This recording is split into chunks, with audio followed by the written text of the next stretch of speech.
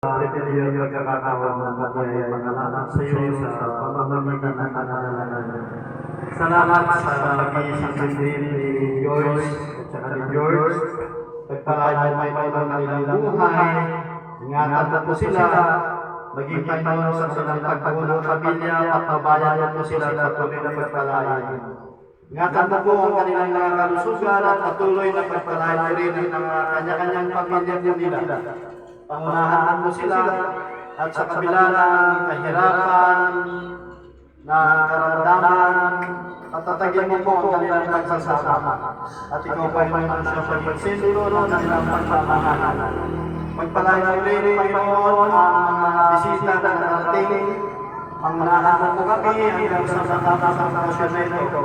Pagpalain mo ang mga biyaya na nasa aming harapan, magsilbing kalakasan sa aming katawan, at patuloy mo aming pagpabayan. Pinupurihan ka namin, Panginoon, pinasasalamatan ka namin sa lahat ng mga pagpapala ay pinagkakaroon mo sa amin. Binabalik namin ang mataas na papuri at pasasalamat sa matamis na pangalan ni Jesus. Amen.